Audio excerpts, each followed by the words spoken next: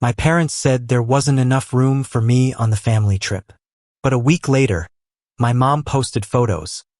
Laughing on a boat, matching shirts, grateful for every one of them. Except me. I said nothing.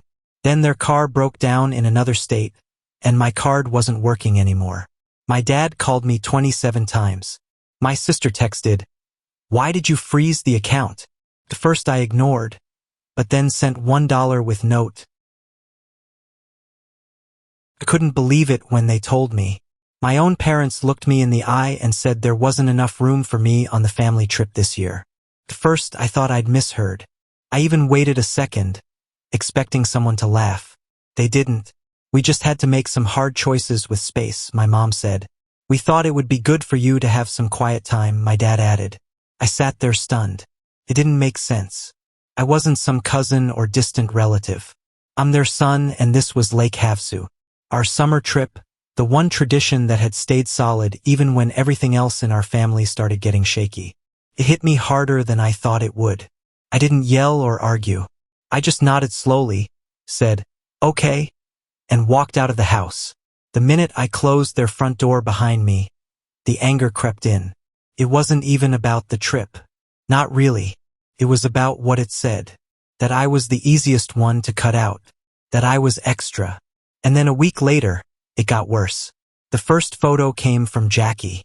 A story on Instagram of her and Jack and matching shirts holding those ridiculous novelty margaritas dancing on a dock. I tapped through a few more. My parents and Rachel and Uncle Mike. The kid. That part confused me. I hadn't seen that kid before. I did a little digging and found out through a comment thread that he was the 14-year-old son of a family friend. Some neighbor. Apparently he really needed a break from home. So, they brought him along so there was room, just not for me. I stopped watching the stories after my mom posted a picture of the whole group on a boat. All tanned and relaxed. Captioned, "Grateful for every one of them. That one hit different." I stared at that picture for a long time. Then I logged out. I didn't call, didn't ask questions, didn't let them know how I felt. I figured if I was such an afterthought to them, maybe it was time they started to feel like one to me. The next night, I remembered the credit account. It was supposed to be for emergencies. That was the deal. They needed my name because I had the best credit in the family. We all agreed it would be used sparingly and paid off monthly. That was a lie. Over the past year, I watched charges pile up. Gas stations, groceries, travel bookings, even Amazon orders that clearly weren't mine. I paid off most of it just to protect my own score. And now they're off sipping drinks and posting gratitude while I'm here paying their bills. I logged into the account and froze it. No warning, no text, just clicked freeze and logged out. The next morning, the call started early. I was up feeding my dog when the first one came in. I let it ring. Then again and again. 7 calls in the first hour. Then a pause. Then Jackie, "Why did you freeze the account? We're stuck in the middle of nowhere." I didn't reply. I went to the coffee shop, walked my dog again, and by the time I got home, I'd missed 27 calls in total. Texts were piling in. My mom even tried emailing me. I didn't open it. Instead, I opened Venmo, sent them exactly $1, and wrote, "Sorry, I don't have any money for you." Then I turned off my phone and took a nap. They got back the next evening. I knew because I'd been tracking their location through the shared Find My app, something they'd forgotten we all had set up after my sister lost her phone during a hike last year. I watched the little dot move across the map like a slow, angry storm cloud heading straight for me. I assumed they'd cool off for a day or two. I was wrong. At 7:43 p.m., someone started pounding on my front door. Not knocking, pounding like they were trying to kick it down. My dog Thor bolted from the living room and started snarling at the door like it owed him money. I looked through the peephole and yep, there they were. My entire loving family back from their perfect vacation. Mom, Dad, Jackie, Jack, and Rachel, and even Uncle Mike, who stood a few feet behind them with this expression like he wasn't sure what exactly he'd signed up for. I didn't open it at first, just watched. Jackie was already mid-rant. My dad was pacing. My mom looked like she practiced the speech. Jack was standing way too close to the door, like he was ready to square up with someone. which made me laugh. Then my dad banged again. Andrew, open the door. I opened it. The second the door cracked, they shoved their way in without waiting. Thor lunged at Jack, barking so hard he was practically foaming. Jack yelped and jumped back like a cartoon character. If I hadn't grabbed Thor's collar, he might have gone for his ankle. Get control of that damn animal, Jack said. He's trained to hate freeloaders. I said. They didn't laugh. My mom started first. She went straight into lecture mode, talking over everyone, saying how irresponsible and cruel it was to freeze the account while they were out of state, that it was dangerous, that I should have thought of the family. I didn't say anything. I just let her go. It was always about how they felt. Dad said I acted like a spiteful little kid. Jackie, who spent the whole trip posting fake deep captions about grateful hearts and sunsets, told me I made them look stupid in front of their Airbnb host and the kids' parents.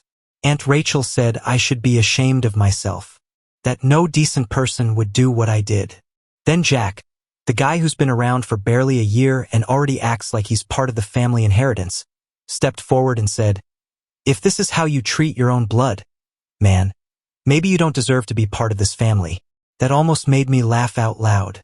I looked at him for a solid 5 seconds before replying. "You're not family. You're just the +1 who didn't get left out." He got all puffed up like he wanted to swing. Thor growled again. I wish I'd let go of the leash. The yelling kept going. Every room in my apartment felt too small for this much anger. I just stood in the center of it all, listening to them throw guilt, accusations, and complaints like I hadn't spent the last year bailing them out financially while they pretended I didn't exist. Nobody said sorry. Nobody admitted they were wrong for excluding me. It was just a lecture on how I'd made them uncomfortable. Finally, I had enough. Get out. They didn't move. I'm not kidding. Get the hell out of my apartment. One by one, they filed out. Jackie muttered something under her breath. Jack glared. Aunt Rachel slammed the door behind her like it would prove something. My mom said nothing for once. Uncle Mike was the last to leave. He didn't look angry. He just looked embarrassed. He stood there in the doorway for a second like he was going to say something, but then nodded and walked out. After the door clicked shut, the silence was perfect. I took Thor for a walk. Didn't bring my phone. Didn't care what messages were waiting. Whatever storm they were brewing next, I already knew one thing. I wasn't playing along this time. For 3 days, they went silent. No calls, no texts, nothing. It felt too calm, like the air before a thunderstorm. I wasn't stupid. I knew it wasn't over. People like them don't let things go when they're not in control. Then Saturday morning happened. I took Thor out early, walked to the park, got a breakfast sandwich, and came back feeling like maybe the storm had passed. But the second I reached the front of my building, I knew something was wrong. The security door downstairs was propped open with a rock. Someone had jammed it so it wouldn't close. We don't have a doorman or anything fancy. It's just a 6-unit building with normal locks and quiet neighbors. But today, the stairwell floor was muddy, and I could see fresh shoe prints going up to the second floor. My floor. I rushed up. The door to my apartment was closed, but it wasn't locked. I always lock it. Always. Thor started growling before I even opened it. And then I saw them, sitting in my apartment, comfortable, like it was their house. My mom at the kitchen counter sipping coffee like she brewed it herself. My dad sitting on my couch flipping through a stack of my mail. Jackie scrolling through something on my iPad. Jack was standing by the window eating the last 2 slices of pizza I had saved from the night before. Aunt Rachel had taken her shoes off and was rubbing lotion into her feet like she was settling in for the day. Uncle Mike was there too, off to the side, clearly uncomfortable but still part of it. I didn't say anything at first, just stood in the doorway with the leash still in my hand and Thor pulling forward, barking like he wanted to rip Jack's face off. I didn't stop him. Not right away. What the hell are you doing in my apartment? My dad didn't even blink. We needed to talk. You wouldn't return our calls. So, you broke into my place? You gave us a key, Andrew. My mom said you said it was for emergencies. This is an emergency. I said, you feeling uncomfortable in Arizona because you had to pay for your own gas?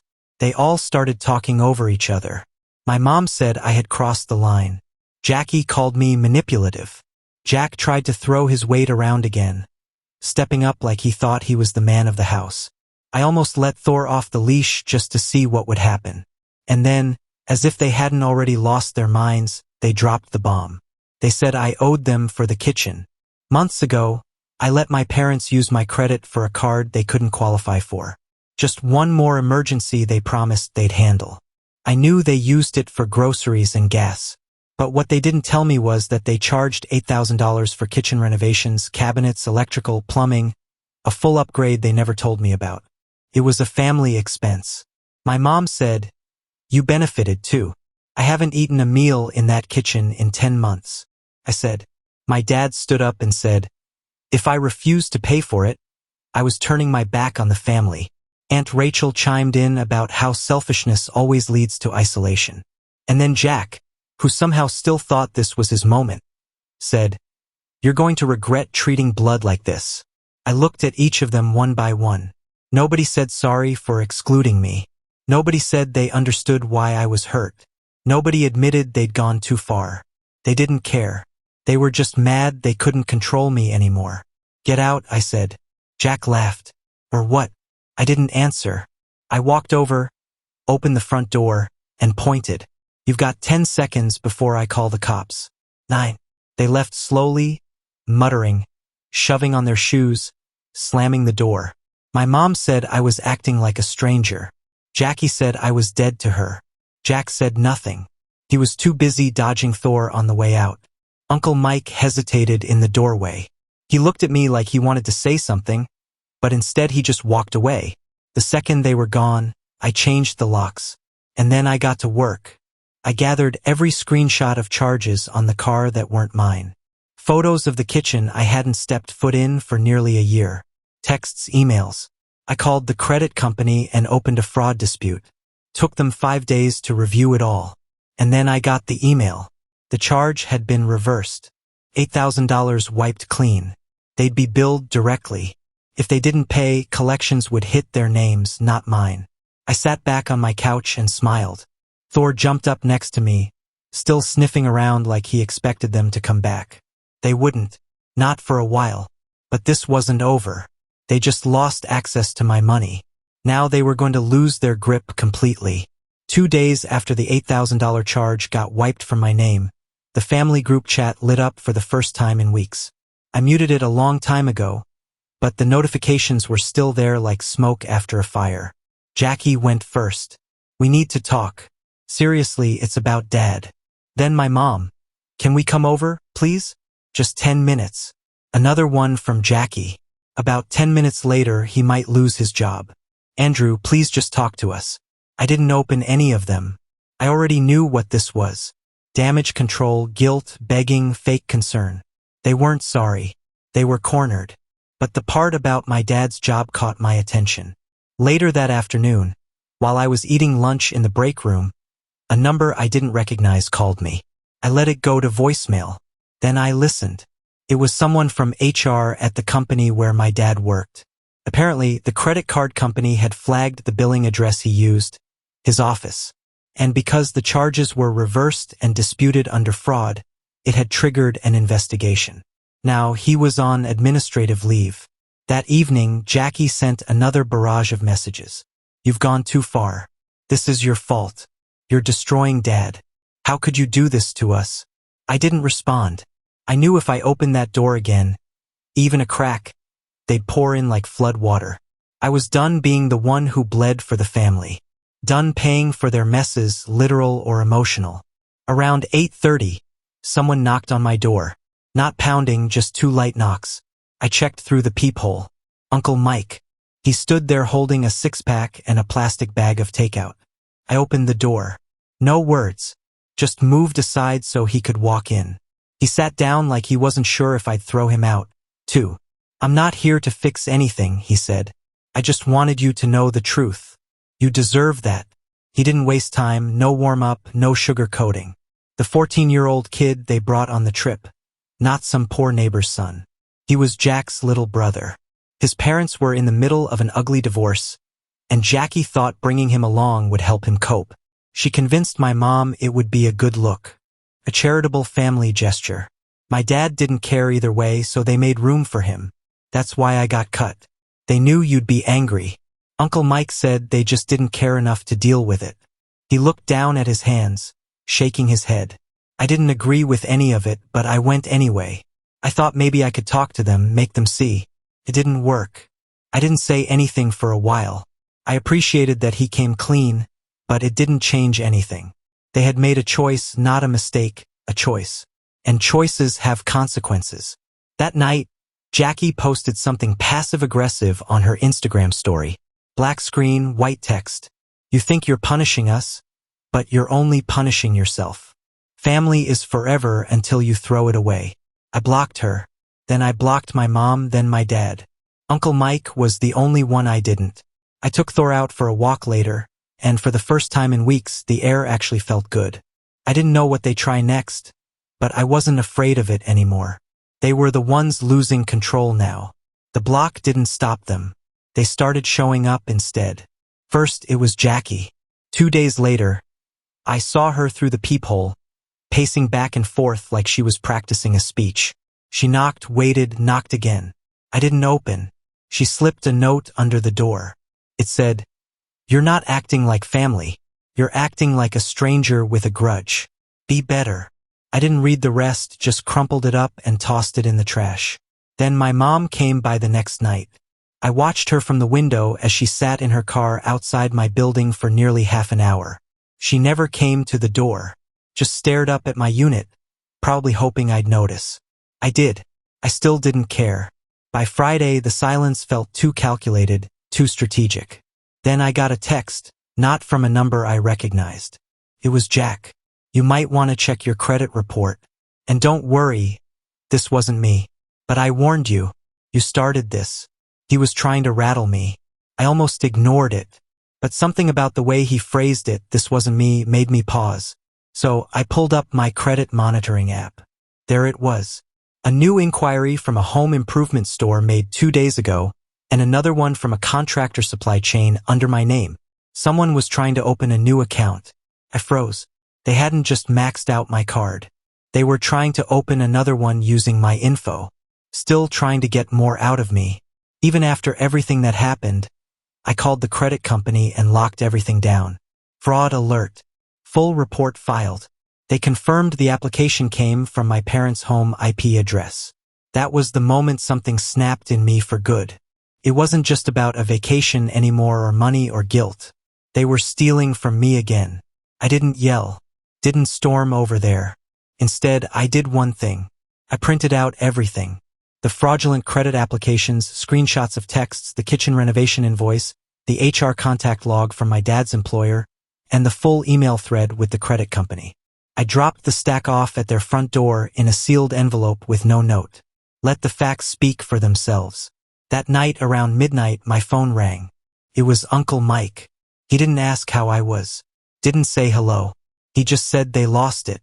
"Your dad's talking about pressing charges for harassment. Your mom thinks you're trying to destroy the family. Jackie is blaming you for dad's job. Jack's feeding them all poison." I didn't respond right away. Then he said something I didn't expect. "I think he should stop answering the door. Not just for now. For good." "Why?" I asked. He sighed. "Because Jackie said something tonight that made the room go quiet. She said you'd ruined everything. And the only way to make you pay was to ruin something of yours." "What does that mean?" "I don't know, but it didn't sound like a threat. It sounded like a plan." I looked over at Thor, sleeping peacefully on the floor. I'd had enough. 3 days passed. No knocks, no messages, just eerie quiet, but I didn't relax. I started locking the door even when I was inside. Thor didn't leave my side. And every night, I checked the security camera I'd installed just above my door. I stopped sleeping with my phone on silent. Then it happened. It was 2:17 a.m. when my phone lit up with a notification. Motion detected. Front door. I tapped it open and stared at the screen. There they were, Jackie, Jack, and my mom standing outside my door with garbage bags. One of them was filled with what looked like shredded paper and another with tools. I watched in silence as Jack crouched down and started jamming something into the keyhole. I called the police immediately. No warning this time. No hesitation. They didn't get far. By the time the first officer showed up, they'd already broken off part of the lock and spilled glue inside the keyhole. One of them, probably Jackie, had tried to superglue a handwritten sign to my door. It said, "You don't deserve to live alone." When the cops asked me if I wanted to press charges, I didn't even blink. Yes, they were detained on the spot. My mom begged me to say it was a misunderstanding. Jack tried to make it sound like a prank. Jackie was silent, face red, arms crossed like a child caught stealing. I signed the report. That was the last time I saw any of them. The next morning, I got a call from their lawyer. Some family friend trying to mediate. Said they didn't want this to escalate. Asked what I wanted. I told him I'd think about it. Then I hung up. 2 days later, I sent a letter. Inside was a printed invoice for the $8,000 kitchen repair. No longer my problem, and a note you can figure it out together. Like family. I also included the names of 2 credit monitoring services and advised them to stop using my identity or I take it to the DA next time. And then I did the one thing they never thought I'd do. I blocked every number, my mom, my dad, Jackie, Jack, and Rachel, every email, every social. I deleted the family group chat entirely. The only person I didn't block was Uncle Mike. Weeks passed. Then one night he called, said he had something to tell me. They said you're not their son anymore. He said, your mom said she has one child now, that they only have Jackie. I waited for the regret in his voice. It didn't come. They'll never say it out loud. But they know they screwed it all up. You were the only one who ever showed up for them, paid for them, cleaned up their crap, and they chose someone else over you. I'm sorry, Andrew. I didn't say anything for a while. Then I told him, I'm not angry anymore, but I'm done. And I meant it. I still live in the same apartment. Thor is still here. Still hates everyone but me. I started going on weekend trips alone. No matching shirts, no group photos, just peace. Every once in a while, I see their faces pop up on local news or tagged photos from some event. I scroll past like they're strangers because they are now, and I'm fine with that. 2 weeks passed. Life finally started to feel normal. I'd switched credit cards, updated all my passwords, and even got a new lock installed. I didn't look over my shoulder anymore. Thor and I had our routines. Morning walks, quiet evenings, zero family drama. I actually started sleeping through the night again. Then something strange happened. One afternoon, I got a letter in the mail. Handwritten, no return address. The handwriting looked familiar, but not from someone I expected. I opened it slowly, half expecting another guilt trip or insult. Instead, it was from the 14-year-old kid they brought on the trip. His name was Evan. I hadn't even known that until now. The letter was short, but it hit like a brick. Hi, Andrew. I know you probably don't want to hear from anyone connected to them, but I had to write this. I didn't understand everything that was going on when we were in Arizona, but I do now. I thought they were helping me. Turns out they just wanted me there because it made them look good. I didn't even want to go. I asked where you were and your sister told me you were too dramatic to be invited. Just wanted you to know it didn't sit right with me then, and it really doesn't now. There was no address, no phone number, just that. Caught me off guard. I hadn't thought about the kid once since all of it happened. He was just a symbol, really proof that I didn't matter to them. But now here he was writing a letter like a grown man saying what my actual family couldn't. And it didn't stop there. 2 days later, I got another message. This one digital, an anonymous email with a burner address. No text, just an attachment. I opened it. It was a photo, a screenshot of a private group chat between Jackie, Jack, and my mom. The name of the group was Clean Sweep. The messages were timestamped from just before the glue incident. They were planning it not impulsively, strategically. How to get into my apartment, what to say if the police showed up, even who should bring the bags. It was disgusting and deliberate. The email ended with one sentence. I thought you should see what family really looks like. No signature, no name, but something told me it came from Uncle Mike. Maybe he'd seen the screenshots. Maybe Evan had passed them along. Either way, someone wanted me to know that this wasn't over because of guilt. It was over because I had finally seen it all clearly. I sat there for a long time after that, not angry, not sad, just done for real this time.